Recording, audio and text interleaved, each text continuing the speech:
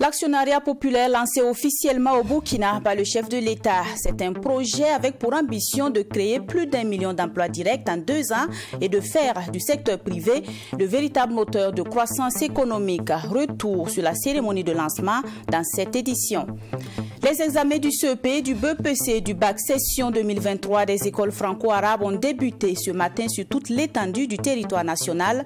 C'est le premier responsable du ministère en charge de l'éducation nationale qui a donné le top départ de la composition dans l'enceinte de la Médersa centrale de Ouagadougou. Images et commentaires dans un instant. Dans ce 13h, nous parlerons aussi santé à travers la première session 2023 du conseil d'administration du ministère en charge de la santé.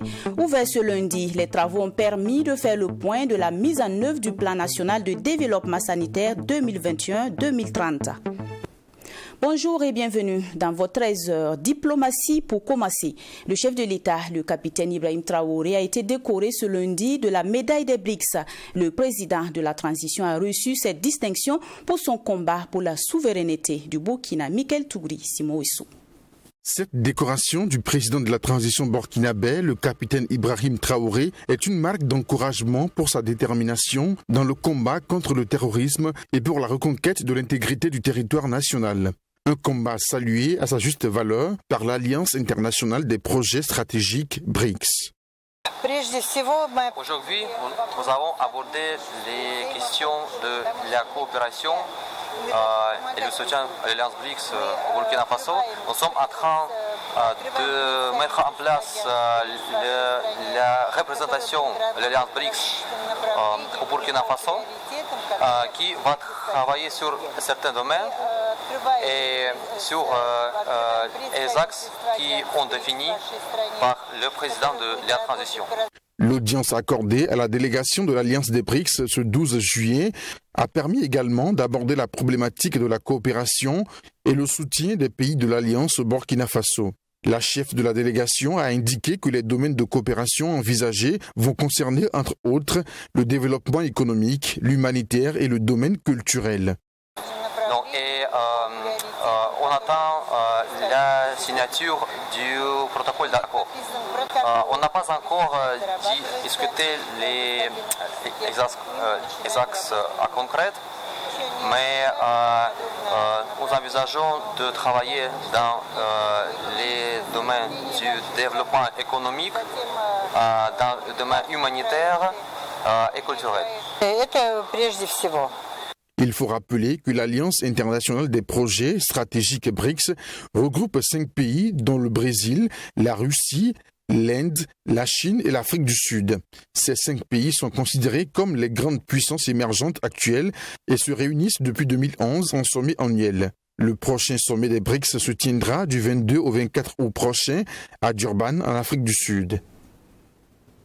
Nous vous l'annoncions dans les titres, le chef de l'État, le capitaine Ibrahim Traoré, a procédé ce lundi au lancement du programme de l'entrepreneuriat communautaire par actionnariat populaire, mis en œuvre par l'Agence pour la promotion de l'entrepreneuriat communautaire, APEC.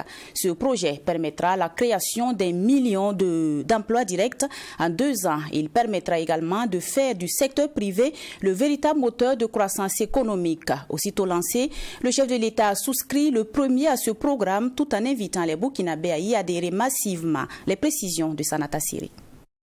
Le programme de l'entrepreneuriat communautaire par actionnariat populaire qui vient d'être lancé a été mis en place par les autorités de la transition.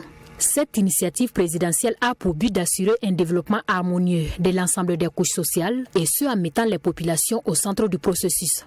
La vision de ce programme novateur se fonde sur 3 piliers, à savoir le développement endogène, inclusif et la conquête de la souveraineté économique du Burkina Faso. Pour le président de la transition, le capitaine Ibrahim Traoré, cette initiative constitue également un instrument de lutte contre le terrorisme et le grand banditisme. Nous pensons que cette nouvelle page qui s'inscrit et qui est en train de s'écrire ce matin doit pouvoir remédier à beaucoup de problèmes que nous connaissons, que ce soit l'emploi des jeunes et même ce phénomène de terrorisme. Parce que tant que les jeunes ne seront pas employés, tant qu'ils seront désœuvrés, ils seront donc soumis à toute tentation. Tentation donc d'aller vers la facilité, de chercher d'autres solutions, et ça peut entraîner le grand banditisme et le terrorisme que nous connaissons. Il s'agit donc pour nous de pouvoir employer le maximum de jeunes dans la production, dans la transformation et maintenant dans la commercialisation, parce que ce n'est pas à nous d'importer ce que nous consommons, mais c'est au Burkina de pouvoir exporter.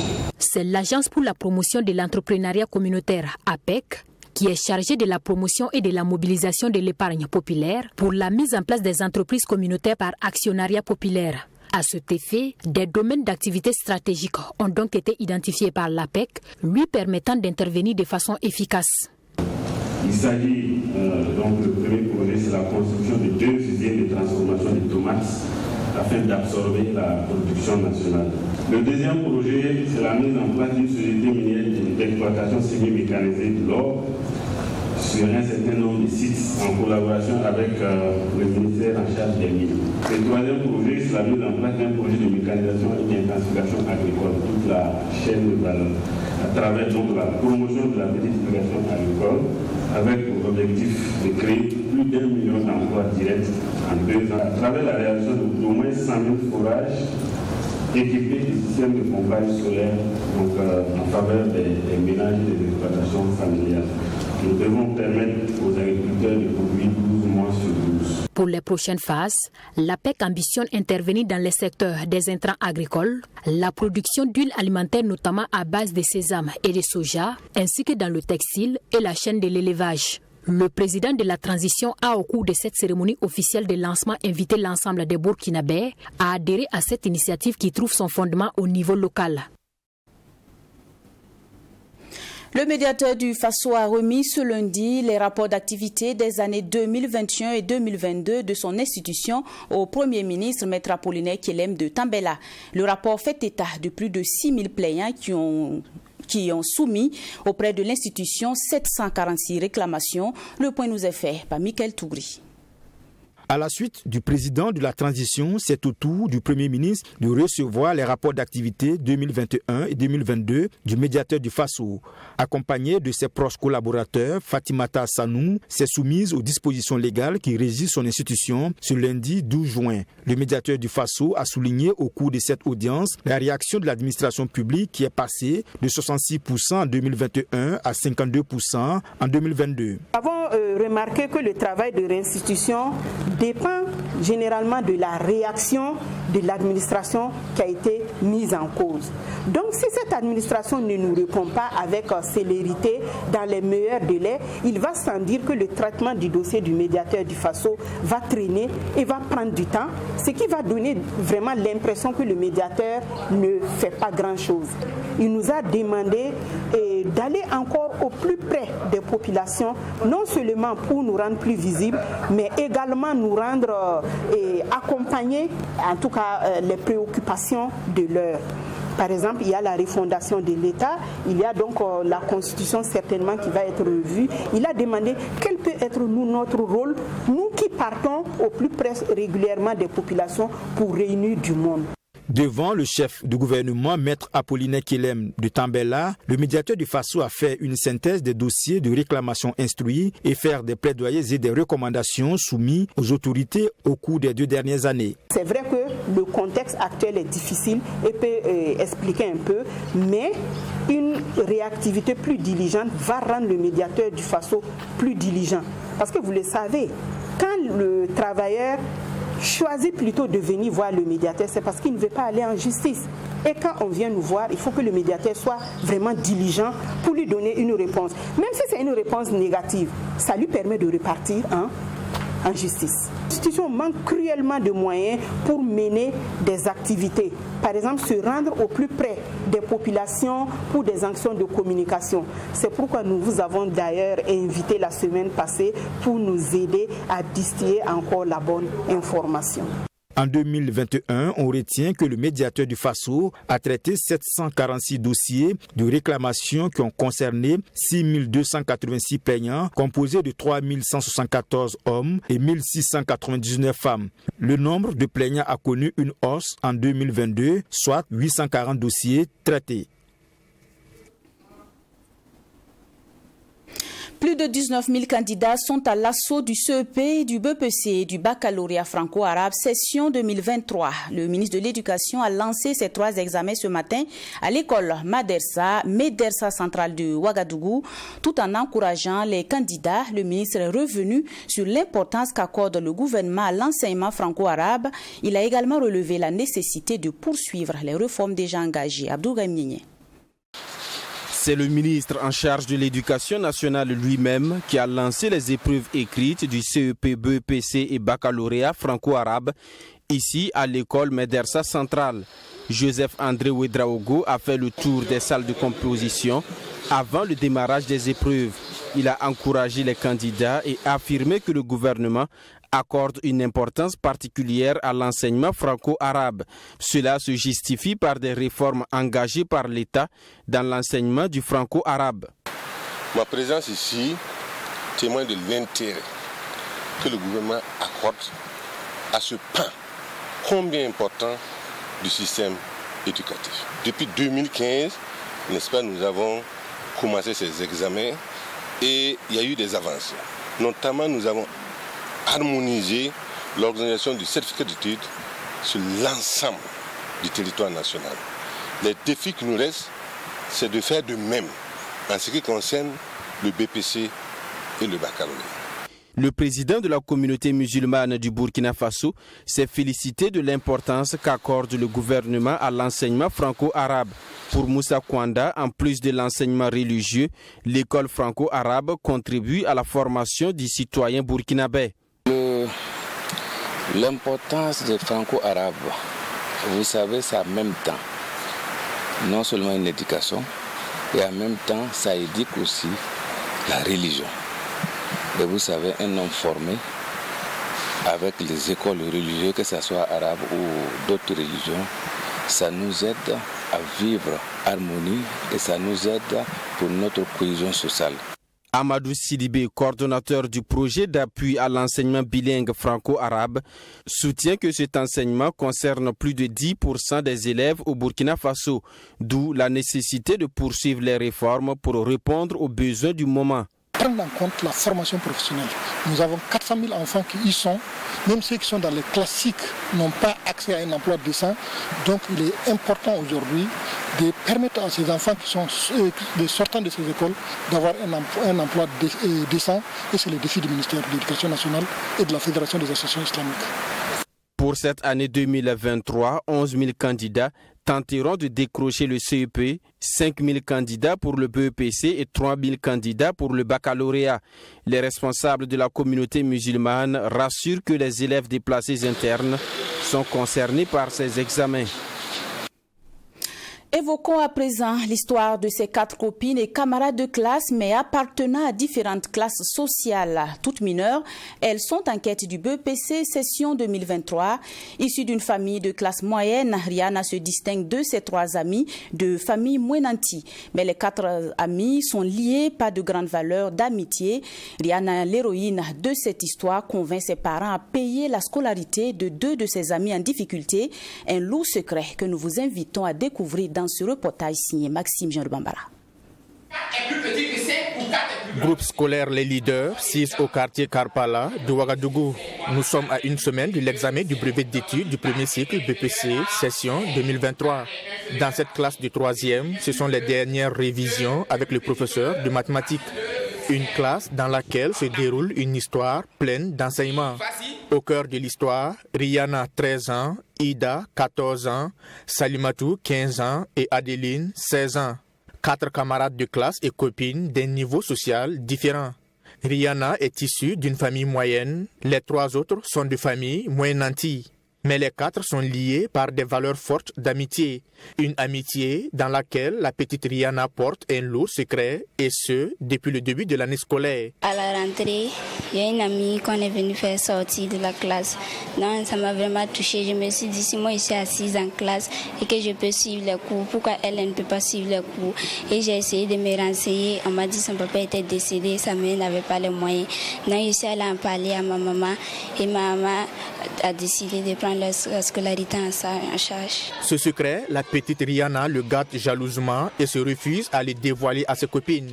Toujours ensemble en classe et dans la cour de l'établissement, c'est également ensemble que les 4 préparent leur examen de fin d'année. C'est une bonne amie et souvent elle nous donne des conseils. On traite souvent des exercices en groupe. Chacun envoie les sujets qu'ils ont et on travaille ensemble. Les yeux rivés sur le tableau, Ida suit attentivement la correction d'un exercice de mathématiques. Une classe, des camarades et un cours qu'elle aurait déserté en début d'année scolaire, faute de moyens pour honorer les frais de scolarité. On est venu me dire que de venir à l'école. On a dit de venir, qu'on a payé ma scolarité. Et la secrétaire a dit qu'une femme a payé ma scolarité. Mais elle a refusé de dire le nom de la femme là. L'année scolaire de la jeune élève de 14 ans a été donc sauvée grâce à la générosité et la solidarité agissante d'une famille. Mais à la manœuvre, il y a cette jeune élève, Rihanna Tarnagda, sa camarade de classe. Peinée de voir son ami expulsé des cours en début d'année pour non-paiement de la scolarité, Rihanna plaide auprès de ses parents fonctionnaires d'État pour venir en aide à son ami dont l'année scolaire était hypothéquée. Si au début de la rentrée, elle ne venait pas, donc de bouche à oreille, j'ai attendu que ses parents n'avaient pas trop les moyens. Donc j'ai dit à ma maman qu'ils sont au nombre de 2 et elle a dit qu'il n'y a pas de problème, qu'elle pourra les prendre en charge. Tout comme Ida Kafando, Adeline Zondi, orpheline, a vu ses frais de scolarité honorés par la famille Tarnagda et sa voisine Salimatou Ouedraogo, elle, a bénéficié des livres d'exercice.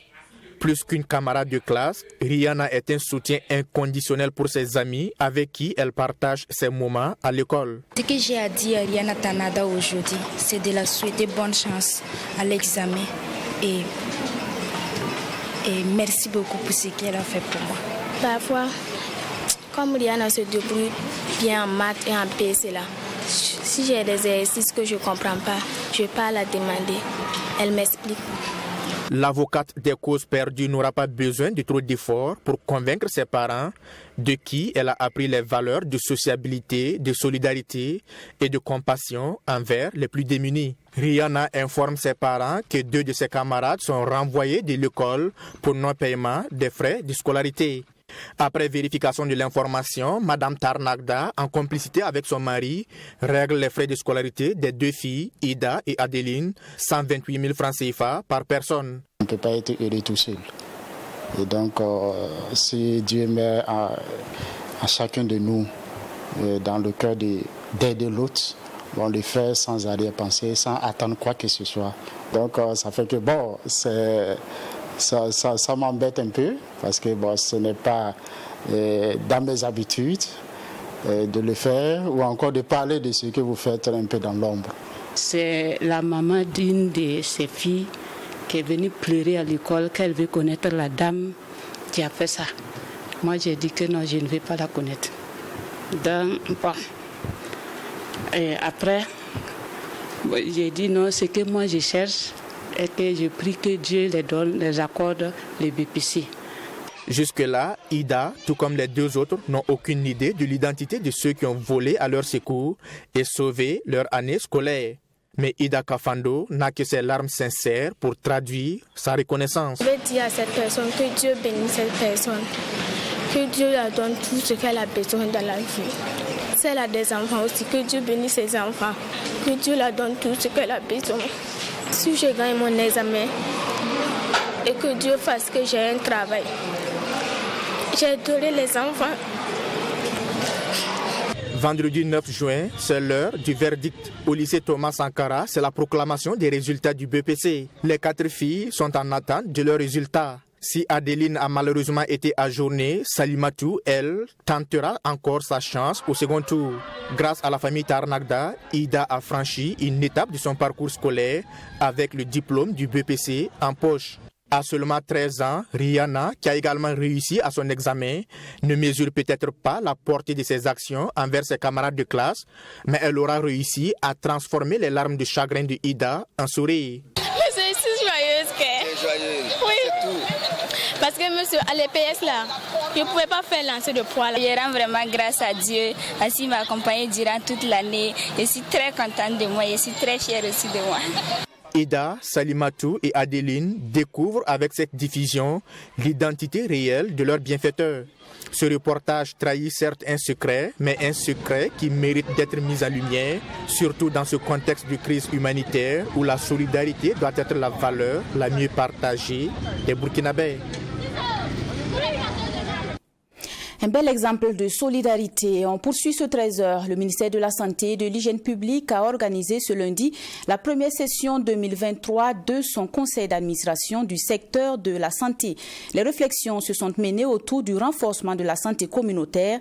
Elles ont également permis de faire le point de la mise en œuvre du plan national de développement sanitaire 2021-2030 ainsi que du plan d'action de la transition. Malgré le contexte difficile, il ressort que de nombreux acquis ont été engrangés, nous dit Alexis Mwenkouni Belemnaba. 27 centres de santé et de promotion sociale construites et 18 autres normalisés.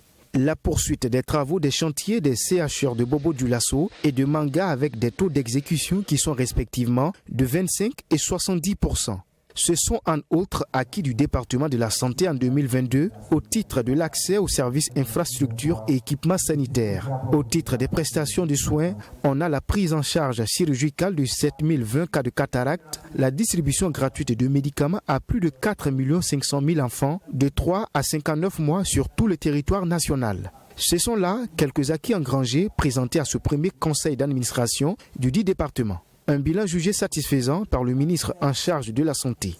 Le reclassement des agents et ou aussi le fait que certains agents qui avaient été indûment délestés de leur décoration se sont vus rétablis dans leurs droits.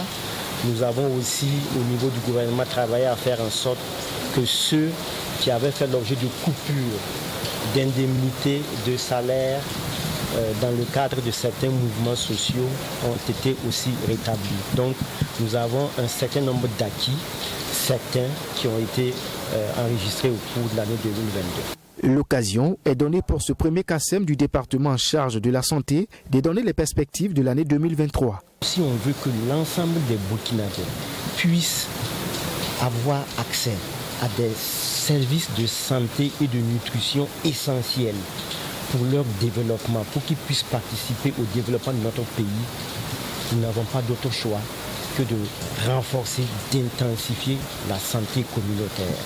C'est pour cela qu'au cours de l'année 2022, les 16 000 agents de santé à base communautaire qui sont déjà en exercice ont bénéficié d'une motivation d'environ 4 milliards de francs CFA. Pour cette année 2023, 15 000 nouveaux agents de santé à base communautaire seront recrutés selon le ministre en charge de la Santé, Jean-Claude Kargougou. Un important projet qui permettra au gouvernement d'investir massivement dans la santé à base communautaire pour plus d'équité en matière d'accès aux services essentiels et de nutrition, selon son premier responsable. Dans le même registre, une délégation de la Banque mondiale a visité vendredi dernier le site de la centrale d'achat des médicaments essentiels génériques et des consommables médicaux Kameg 6 à Tengango.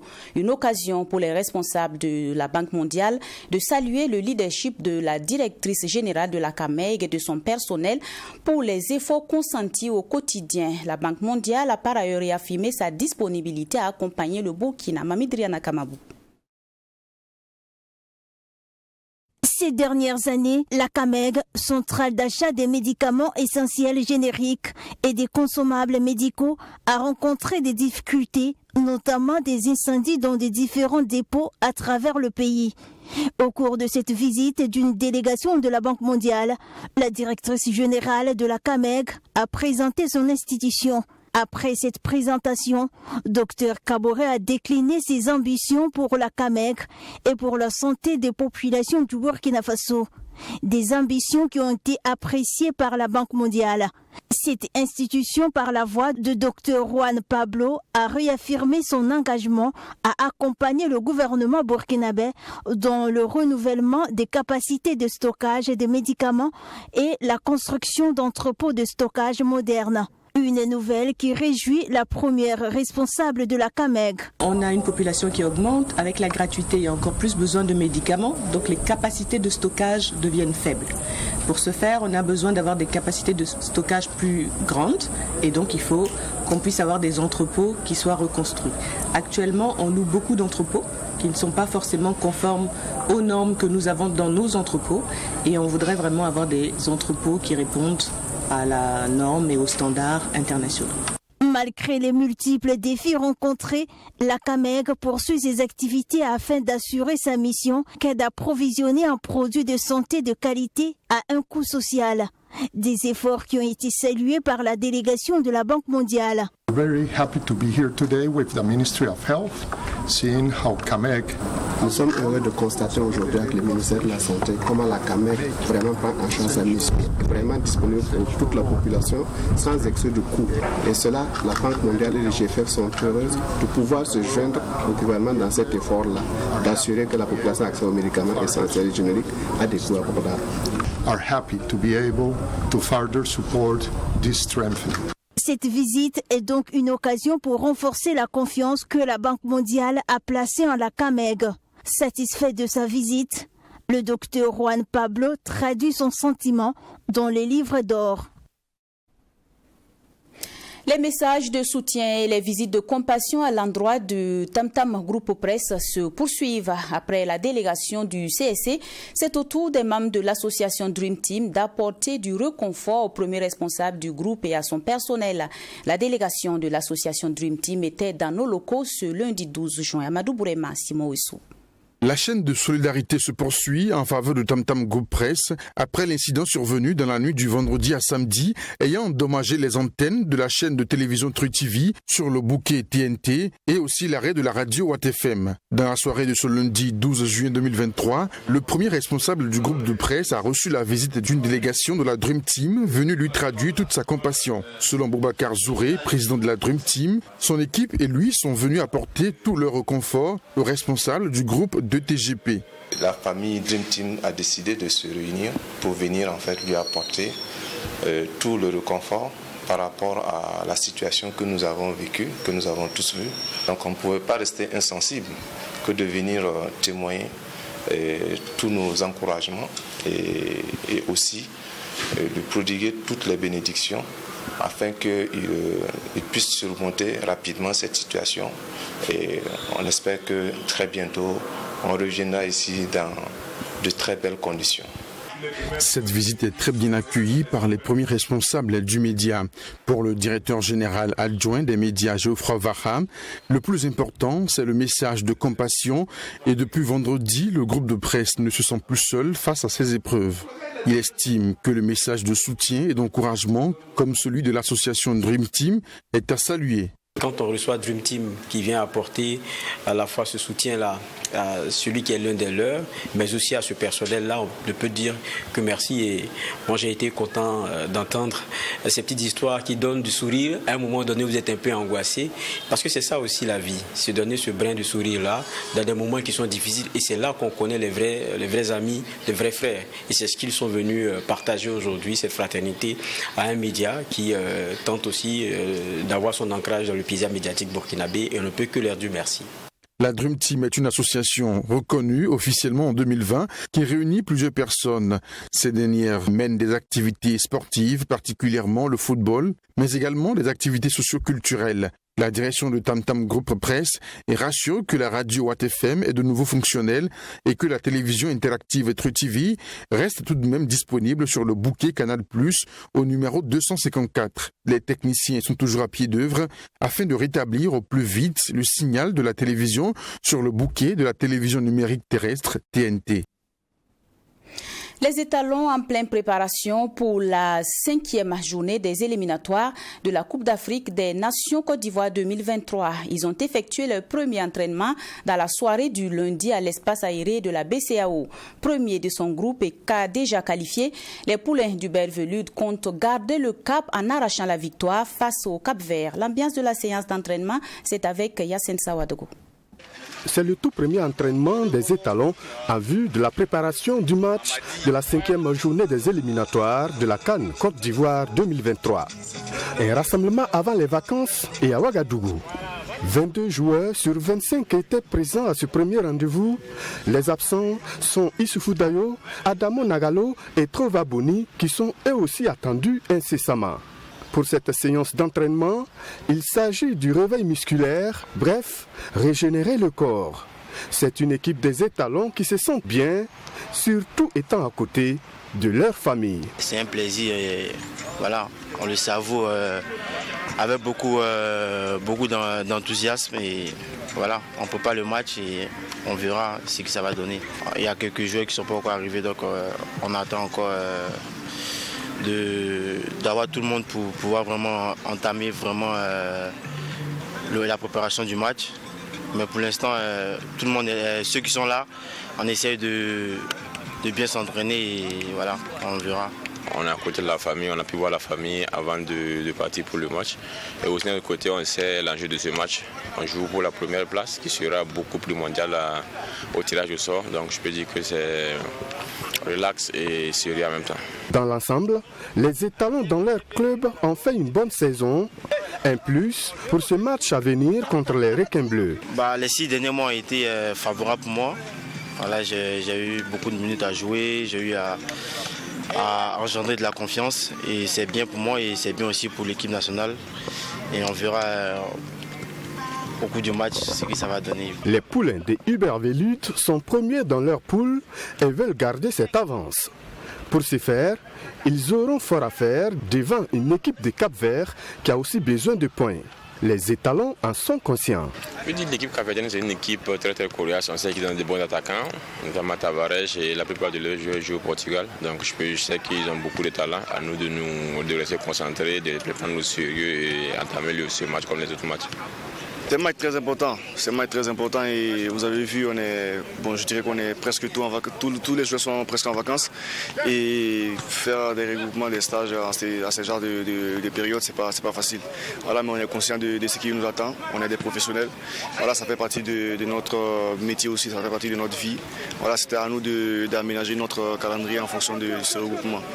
Voilà, il faut une victoire pour pouvoir rester à la tête de ce groupe et voilà, donc c'est ce qu'on va chercher.